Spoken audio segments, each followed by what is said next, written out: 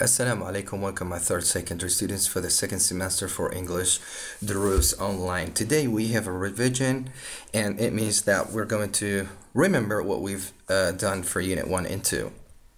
So today we will learn 1, how to write an essay expressing our opinion, 2, how to use an appropriate phrases in writing an essay. So mostly it's writing and reading and speaking. So let's start up with some warm-up. So do you speak on the phone a lot? Who to, and what do you usually talk about?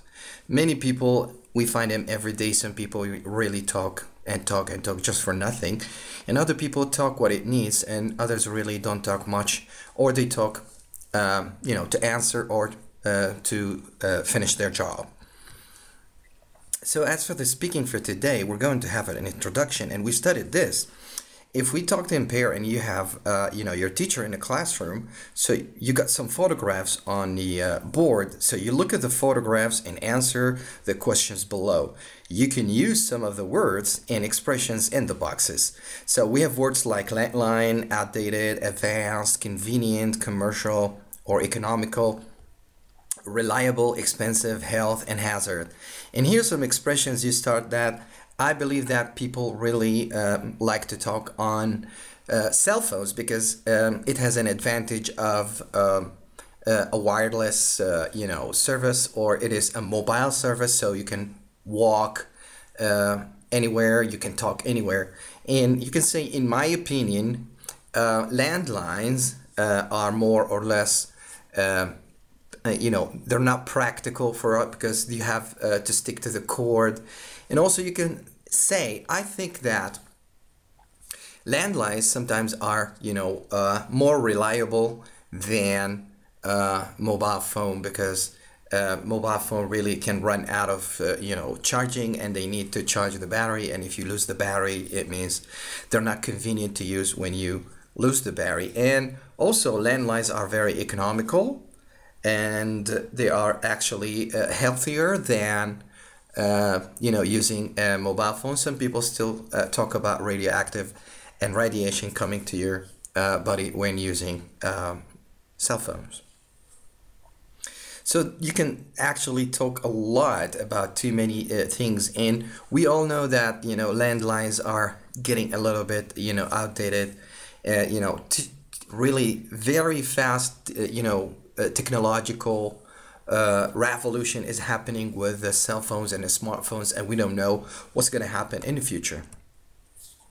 So if you, like me, were with cell phones or against cell phones, or you were with landlines or against landlines, you have to say your opinion, you have to defend your opinion. So let's take these two photos.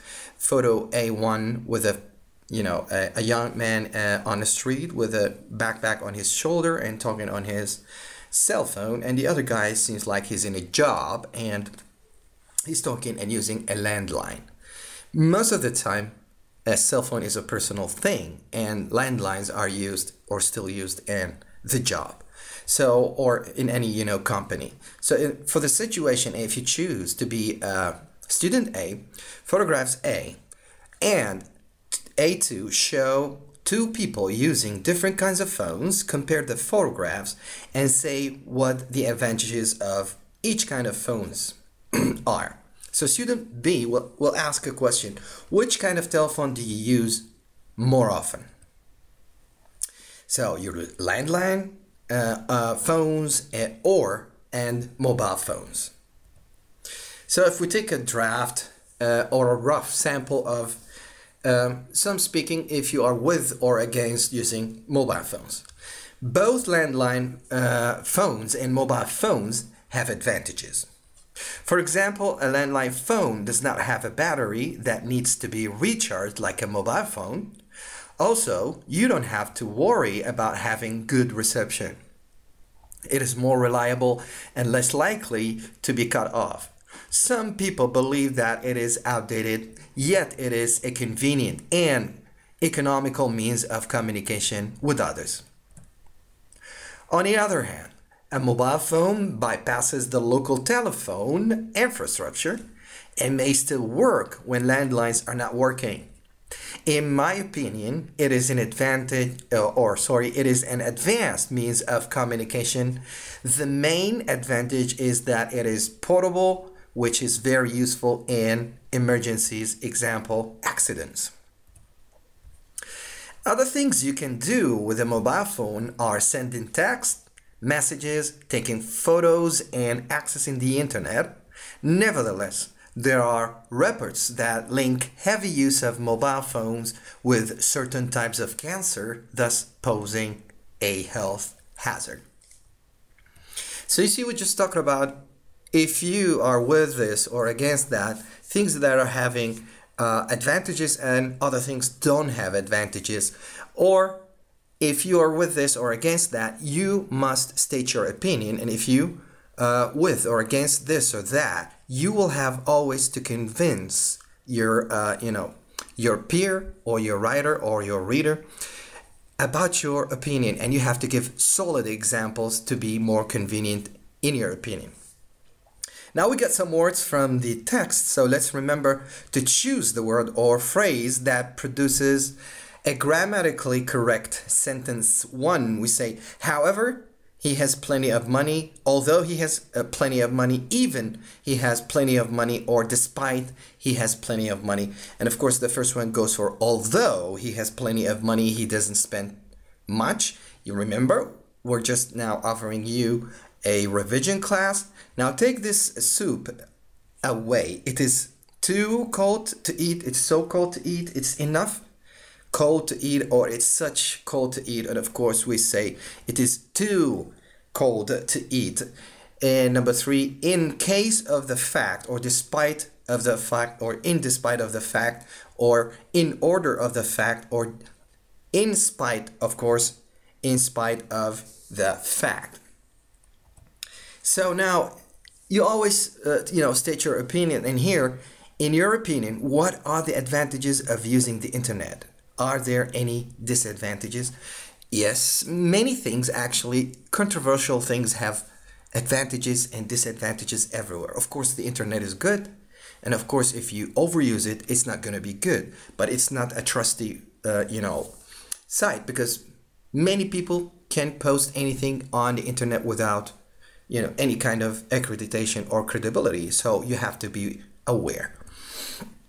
So if you got this, the advantages and the disadvantages of the internet, and your teacher asks you to write a good essay about it, so of course you're going to state your opinion, and you have to pick a side to defend. So let's say that you're with the internet, and you have to say some advantages and disadvantages. Before you start writing, you think about it, you make a draft, and then you start with the introduction, and you do in the introduction for an opinion essay, you introduce the subject of the essay, and then you start, that's the first paragraph, and then you start with the main part of the essay, which is the body, as we call it, maybe 2, 3, 4 paragraphs. For the first paragraph, you choose 2 main aspects of the issue. You got advantages and disadvantages. And then you group related ideas in 2 paragraphs and support them with justifications or justification and examples. Always, justify and defend your opinion by examples. And finally, for the conclusion, which is the final paragraph, you can summarize your points, and then you state your overall opinion of the issue. So let's put this into order. So you start by saying what the current situation is, or introducing the debate. So you're going to write about this, and many people think about that, and so on. 2, in the second paragraph, talk about the advantages or reasons in favor. Use expressions like, one advantage of using the internet is 1, 2, 3, and another advantage of using the internet is 1, 2, 3. And you give examples always. For 3, in the third paragraph, give the disadvantages now or reasons against this. You can start this contrasting paragraph with on the other hand, or on the other part, or on the other way, or on the contrary. We have disadvantages also for using the internet, and also you give examples here. And for the conclusion, which is number 4, finally sum up. Summarize the main argument using to sum up, finally to conclude as a conclusion, and then you give your opinion to using expressions like personally, I believe, I think, in my opinion, and then you're done with an opinion essay. Now let's talk about something with teens. Like these guys here are so much obsessed about the internet these days. They cannot live without internet. So you're going to have a sample of the writing about teens and the internet. So let's talk about it. Yesterday, sociologist Dave Kirby announced the results of research she carried out relating to teenagers and the internet. Approximately 10,000 teenagers in the city completed a questionnaire that asked them about the amount of time they spend on the net, as well as how they believe this affects them.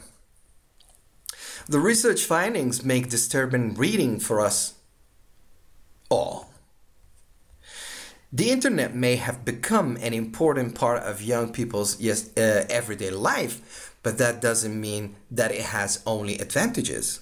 Whether at home or in libraries, younger generations spend a great deal of time on the internet.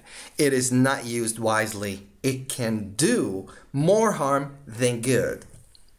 First of all, surfing the internet can sometimes be harmful to their health. This is because using a computer for too many hours can damage their eyes as well as cause backaches. What is more, young people can easily become addicted to the internet and spend hours in front of a screen. As a result, they socialize less with people their age.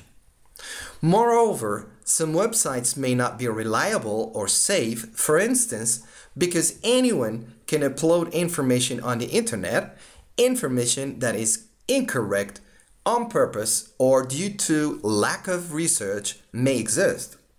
Apart from that, when searching for information on the internet, a virus from a site may accidentally be downloaded, which may cause serious problems to their computer. In short, although the internet is very useful, it should not be overused. Young people should learn how to use the internet properly. This way they can avoid some of the dangers that come with using the internet. So we're going to read, so that will finish with the writing about the, an opinion essay. Now we're going to read, and after the reading, we have some comprehension questions and a bunch of vocabulary to check if you know them through, if you know their meanings through the context. So let's read. Are you happy? That's a good question. Everyone wants to be happy, but it seems that not many people can achieve happiness. It is not surprising that people who have a large circle of friends are usually happier than those who do not have much of a social life, and that healthy people are happier than sick people. What is surprising to most of us is that disabled people have the same possibility for happiness as the rest of us do. Even people who have been seriously injured in an accident describe themselves as happy 3 weeks afterwards. We have a naive belief that happiness means that nothing ever goes wrong. In order to be happy, we need to come to terms with a few truths. We must learn how to live, contentedly with the negative elements of life rather than attempting to live a life where nothing bad ever happens. A professor at the University of Chicago, which is Mihaly Csikszentmihalyi, something like this, has spent a great deal of time researching happiness and has provided us with some food for thought. He believes that the key to happiness is something he calls the flow. So the flow is the state you are in when you are doing something that completely absorbs you. It comes when you are pushed right up to the limit of your ability, but not beyond that.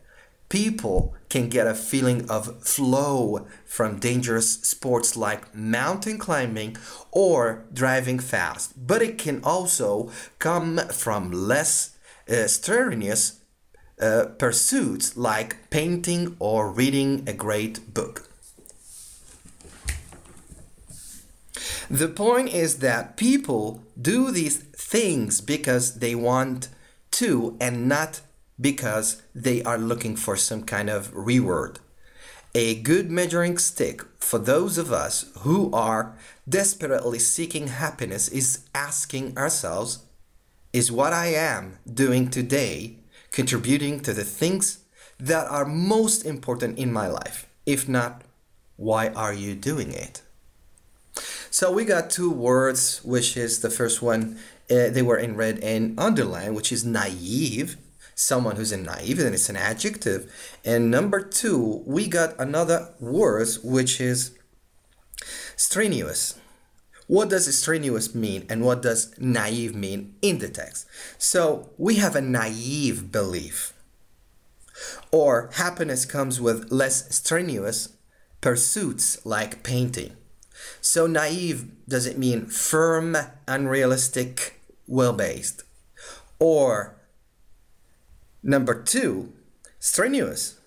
Does it mean demanding, easy, or common? Let's find for naive, which is a little bit unrealistic mean here. We know naive, people without experience or look stupid, we call them sometimes naive. But in the text here, naive belief, it means something unrealistic or something we just believe in without thinking. And for number two, strenuous, it means demanding. And both are adjective, naive and strenuous. Now let's go and check for more questions about the reading about this, social experiments of Dr. Mihaly. So read the article and choose the correct completion in the following sentences. It is surprising that what? You remember, if we go back to the text, it is surprising that what? Sick people are happy? Disabled people are not generally unhappy, or people with busy social lives are happy. Which one is the best completion to the first sentence in number one? Is it A or B or C? So of course they talked about, many of us think that disabled people or people who got accidents are not happy. No. The search or the research that done by this doctor from Chicago proves that those people who are disabled or got some accidents, after 3 weeks, they start to feel happy. Two, outgoing people are what? Happier than shy ones? More boring than shy ones? Or smarter than shy ones? What do you think? According to the text, you remember, outgoing people, those who are open to everything, they have too many friends, are happier than the shy ones. For three, we can achieve the flow, which is the theory of the doctor from Chicago, which we call it the flow. So we can achieve the flow by doing what? A, dangerous things, by doing what we like, or C, something that will be rewarded, and of course by doing what we like. Number four, it is better to do things which are illegal.